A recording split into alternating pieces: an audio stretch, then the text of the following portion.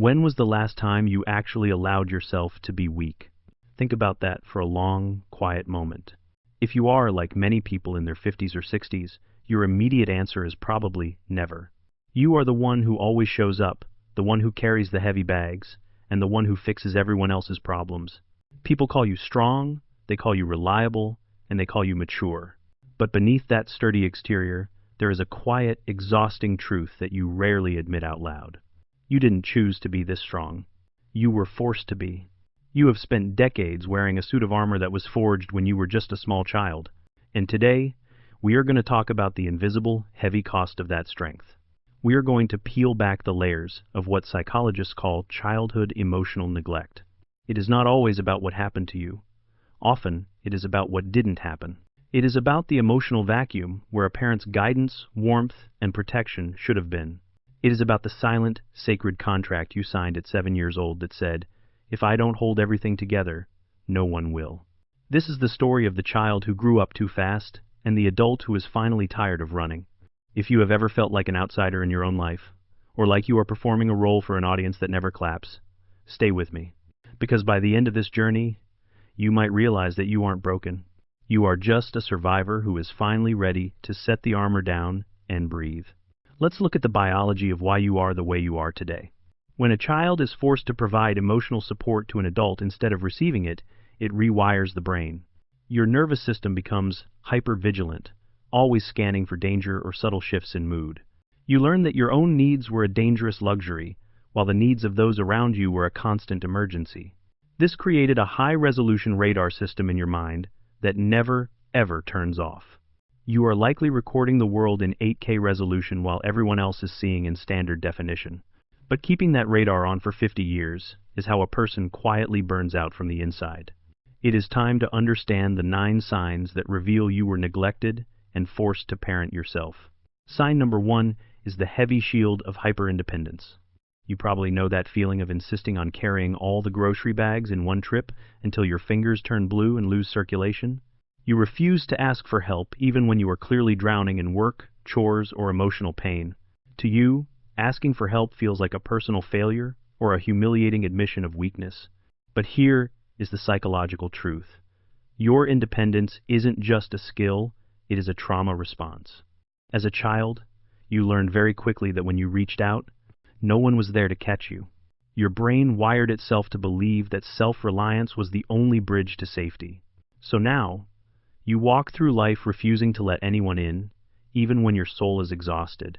The irony is that people admire your strength, while you are secretly resentful that no one offers to help you carry the load. Healing starts when you realize that you don't have to carry every burden by yourself anymore. Sign number 2 is having a high-tech emotional radar, but a blocked internal mirror.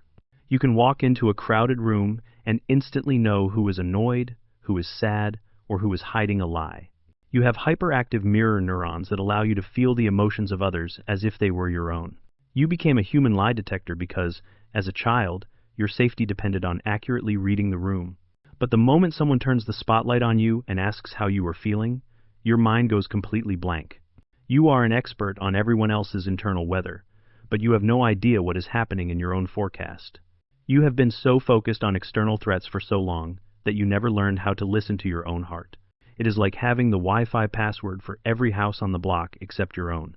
Learning to check in with yourself is the first step toward reclaiming your stolen identity. Sign number 3 is the crushing, irrational weight of guilt whenever you try to rest. Imagine sitting on your porch on a beautiful Sunday afternoon with absolutely nothing to do. Instead of feeling peaceful, you feel a creeping sense of anxiety and a nagging feeling of wrongness. You feel like you should be productive, cleaning the house, or checking your work emails. This guilt is rooted in the deep belief that your worth is tied solely to what you can provide for others. If you only received praise as a child when you were useful or helpful, you learned a dangerous, silent rule. You learned that you only have permission to exist and occupy space if you are constantly working. This turns every potential moment of joy into a trial where you are both the judge and the guilty defendant. But remember, even your phone needs to be plugged in to function, and so do you. Rest is not a reward for work. It is a fundamental requirement for being a healthy human being. Sign number 4 is a deep, instinctive discomfort with genuine care or attention. When someone gives you a sincere compliment or does something kind, you immediately want to push them away. It feels overwhelming, suspicious, or even like a trap waiting to be sprung. If you grew up in an environment where affection was scarce or conditional, your system only knows how to run on low power. When someone offers you emotional abundance, your body reacts with a fight or flight response. You are like a person who has only ever eaten plain bread being suddenly offered a 5-course meal. Your first thought isn't, "This looks delicious." It's, "What is the hidden cost?" This isn't because you don't want love. It is because your nervous system has learned not to trust it. Retraining yourself to accept care is a slow, difficult process, but your soul needs those nutrients to thrive. Sign number 5 is the persistent, dull hum of feeling that something is fundamentally wrong with me. It is not a sharp panic, but a low-level background noise that follows you from room to room. When your childhood environment lacked validation, your young brain didn't have the capacity to blame the environment. A child's mind is biologically designed to protect the parent, so it internalizes the blame instead. You assumed that if your needs weren't being met, it was because you were fundamentally unlovable or broken. Psychologists call this internalized shame, and it lodges deep within the core of your self-concept. You spend your entire life trying to be perfect or invisible just to avoid being found out by others. But the truth is, you were never broken. You were just never properly seen by the people who were supposed to look. Sign number 6 is the normalization of loneliness as a permanent default setting. You might tell your friends and family that you are a loner, or that you simply prefer your own company. And while solitude can be a beautiful choice, for many neglected children, loneliness is actually a suit of armor. You convinced yourself that being alone is safer than the risk of being vulnerable and disappointed. You wear your isolation like a badge of honor, but inside there is a deep, quiet hunger for real connection. Neuroscience shows that social bonds activate the same reward pathways in the brain as food and water. Loneliness isn't your personality. It is a hunger that you have learned to ignore just to survive the day. Admitting that you actually need people doesn't make you weak. It makes you authentically human. Sign number 7 is the lifelong struggle to identify and voice your own personal needs. If someone asks you what you want for dinner or what you need from a relationship, your brain might freeze. Years of emotional neglect trained your mind to mute your internal voice because no one was listening anyway. You developed need suppression as a survival tactic to avoid the repeated pain of being ignored. As an adult, this leaves you floating in a sea of uncertainty, unable to advocate for your own well-being. It is like driving a car with a broken fuel gauge. You know you are running on empty, but you don't know exactly why. Healing involves practicing the small act of noticing, asking yourself, "Am I hungry, or do I need a break?" Rebuilding that lost connection to your physical and emotional needs is a truly revolutionary act of self-love. Sign number 8 is overreacting to compliments, or any form of external recognition. When you receive praise, you might feel the immediate urge to minimize it or point out all your mistakes. Because you didn't receive a consistent reflection of your value as a child, you don't know how to own it now. A sincere compliment feels like a foreign language that you haven't quite learned how to speak. You might even feel a sense of imposter syndrome, fearing that people will soon see the real, unworthy you. But compliments are important reality checks. They are mirrors showing you the light you cannot see yourself. Learning to say a simple thank you without offering an explanation is a major victory in your healing journey. Sign number 9 is the instinctive tendency to become invisible in social groups. You are the one who stays in the shadows, who listens intently but rarely speaks, and who blends into the wallpaper. As a child, being invisible was your greatest shield, because if no one noticed you, no one could hurt or dismiss you. But as an adult, that same shield blocks you from the connection and love you desperately crave. You instinctively shrink your personality to make room for everyone else's loud emotions and moods. The world doesn't need a ghost of you. It needs the full, vibrant, and messy version of who you actually are. Being noticed by others is no longer a danger. It is a warm invitation to finally be loved. So, what do we do with all of this heavy information now that we are here? If you recognize yourself in these 9 signs, I want you to take a very deep, slow breath. You have spent your entire life managing everyone else's internal weather and emotional storms. You've been the architect of everyone else's peace while living in a hurricane yourself. The first step toward true freedom is a powerful concept called reparenting. It means becoming the compassionate, loving parent to yourself that you didn't have when you were small. It means telling that inner, younger version of you, "I see you now, and none of it was ever your fault." It involves implementing something called the pause protocol in your daily life starting today.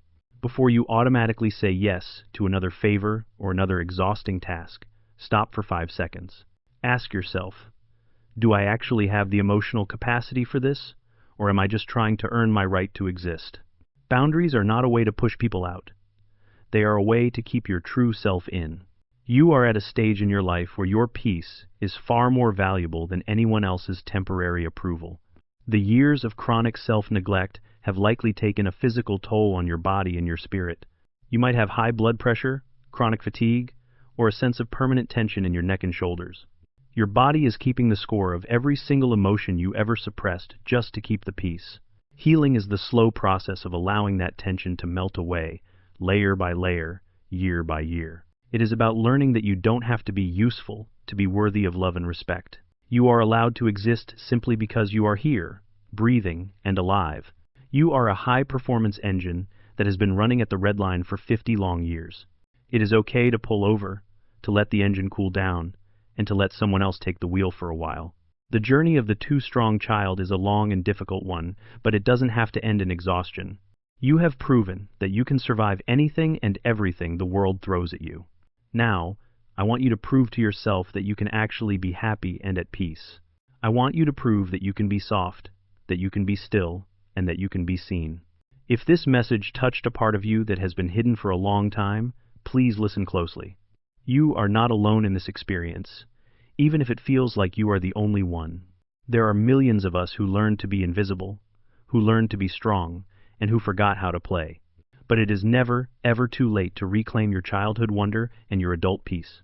Start by doing one small, seemingly useless thing for yourself today that has no purpose other than joy. Take a long walk, listen to your favorite music, or just sit in the sun without checking your phone.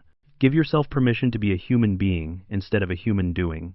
You have done enough, you have given enough, and you have been strong enough for 3 lifetimes. It is finally time to come home to yourself. If you felt a connection to these words today, please consider sharing your story in the comments below. Let us know which of the 9 signs resonated with your heart the most. Sometimes just writing the words, "I am tired of being strong," is the very beginning of the cure. And if you want to continue this journey of understanding your mind, please hit the subscribe button. We are building a community here where sensitivity is seen as a superpower and peace is our primary goal. Thank you for your precious time, your deep attention, and your immense courage to look within. You matter, your needs matter, and your peace is worth more than everything else combined. I will see you in the next video as we continue to decode the beauty and complexity of your human experience. Stay wise, stay peaceful, and most importantly, stay true to yourself. Goodbye for now.